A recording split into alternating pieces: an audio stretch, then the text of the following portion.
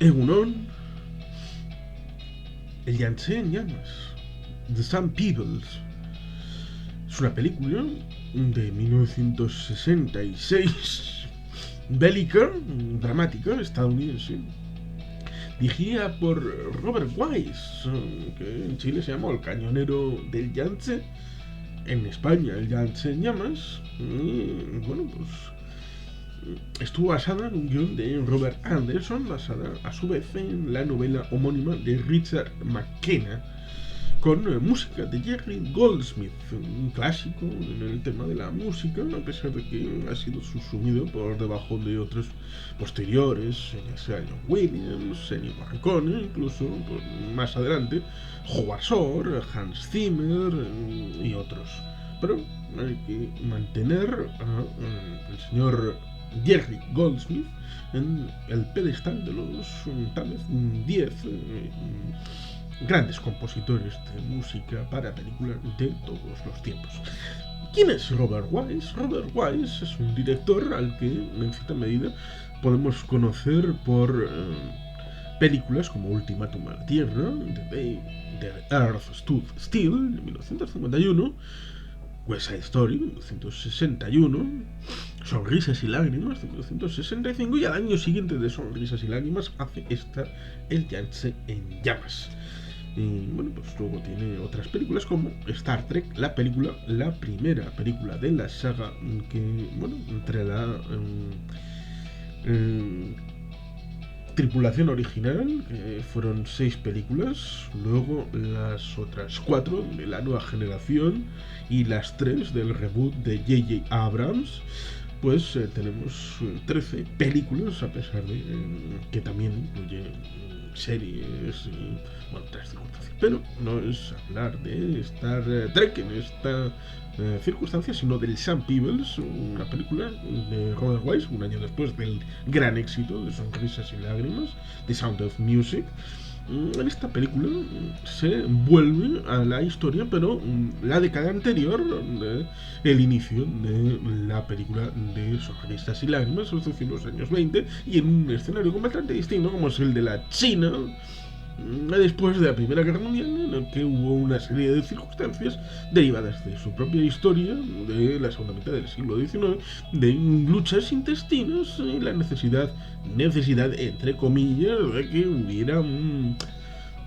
garante de la seguridad de una serie de confesiones que venían, como digo, del siglo XIX respecto a, bueno, pues ahí estaban confesiones francesas, italianas, británicas,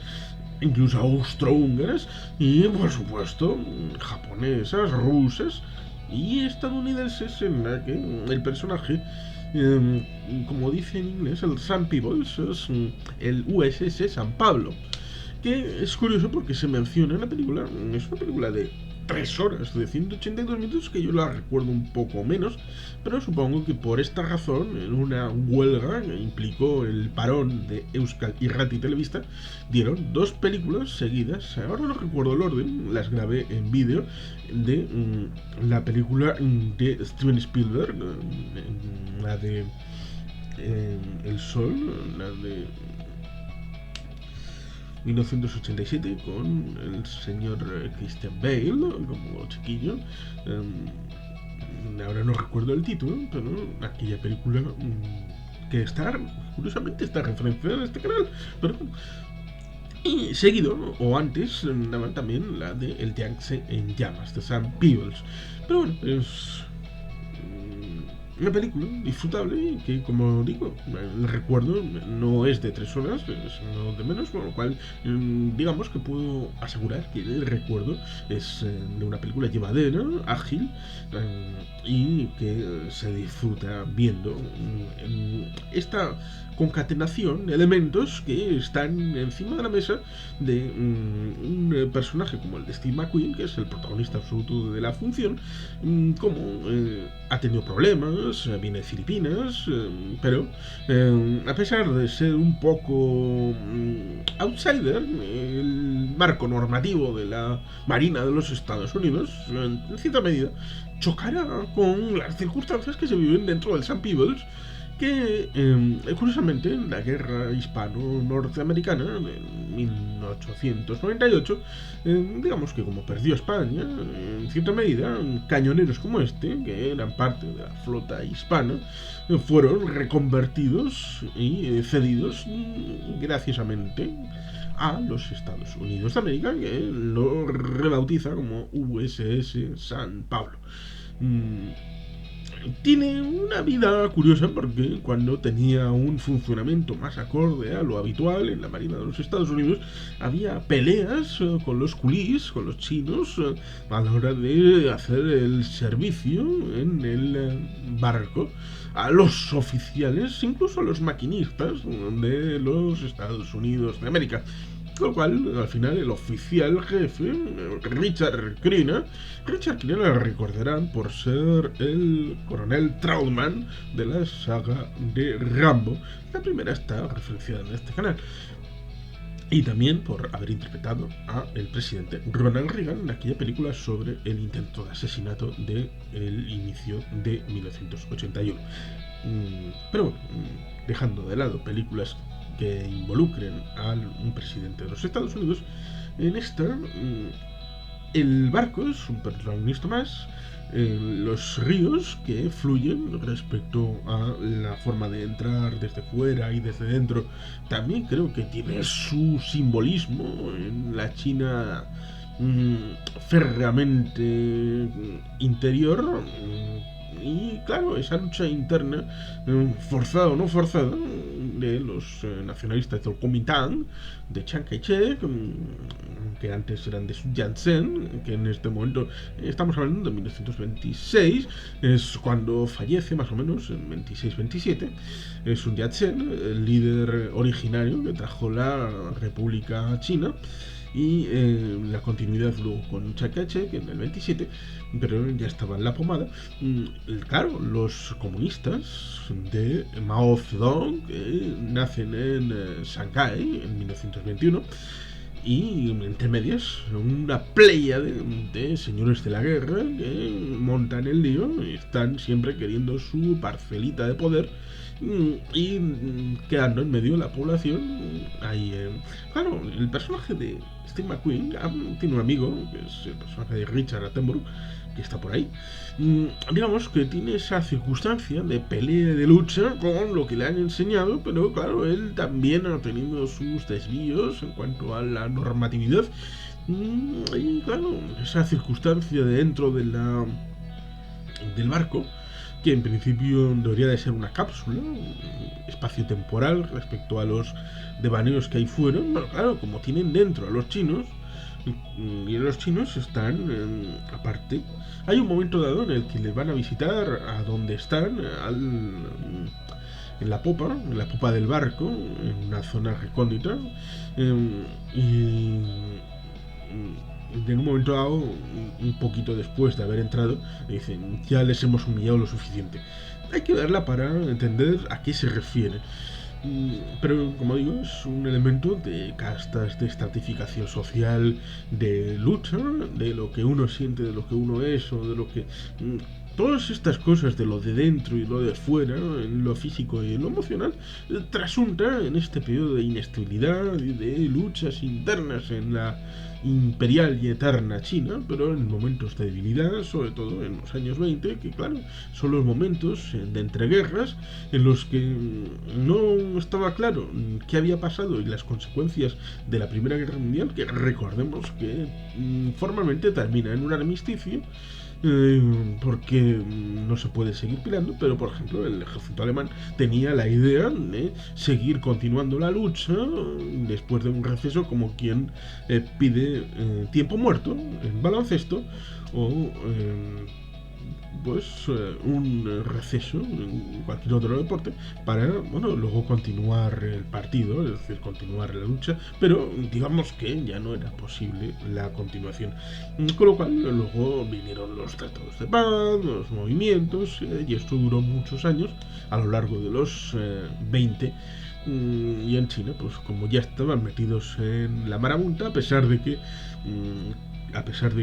como todo el mundo pueda pensar, Japón estuvo con los aliados, es decir, con la entente de los británicos, franceses y estadounidenses, y los chinos no estuvieron con los aliados, a pesar de que luego en la Segunda Guerra Mundial la China nacionalista de Chiang Kai-shek sí estará con los aliados occidentales. Y Japón, en principio, estará con Alemania y Italia en el eje, a pesar de que en el conflicto allí no estuvieron luchando Japón con la Unión Soviética por circunstancias que no vienen al caso.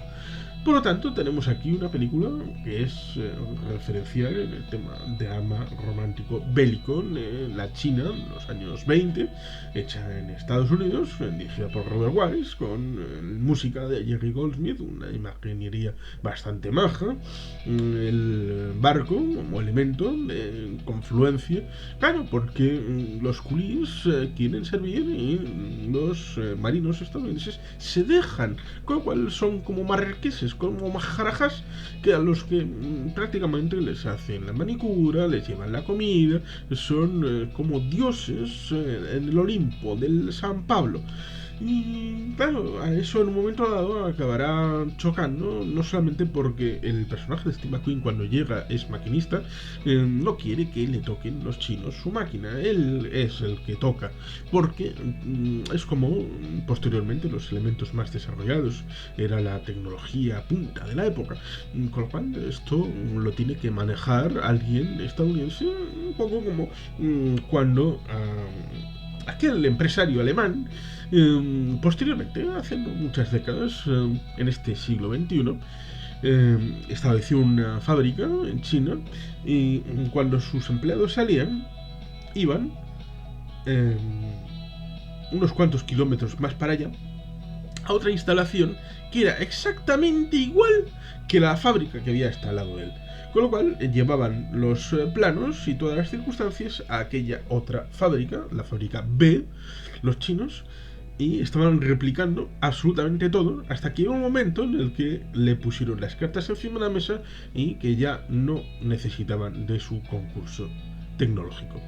¿Por qué? Pues porque todo lo que habían establecido en la fábrica A lo tenían en la fábrica B y los trabajadores ya estaban cualificados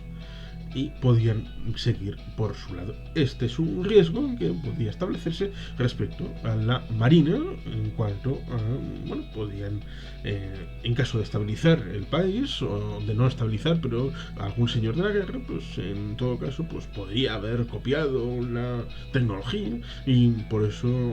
las marinas tienen que ser celosas de su intimidad y de su tecnología para que terceros países no se puedan beneficiar. Eso acaba en la cadena de mando con el personaje de Steve McQueen teniendo claras las prioridades, pero claro, con ese estilo de vida displicente se ha establecido en el San Pablo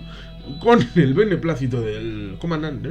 Richard Crenna, pues eso acaba en cuanto a un choque de personalidades del subalterno con el jefe del navío y claro, todo aquello en una circunstancia como la China de 1926 en el que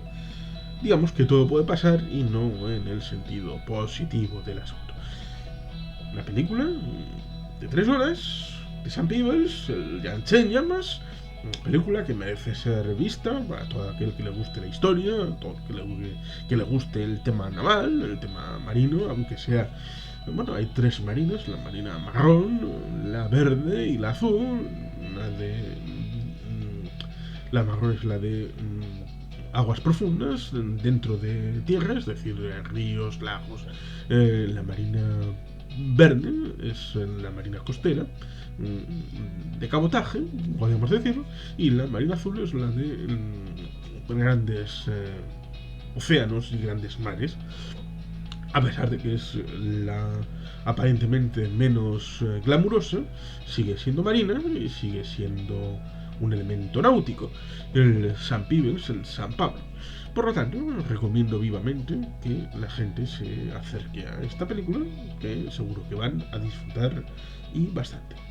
Y sin más, es que ricasco, agur berbat, beti helpien.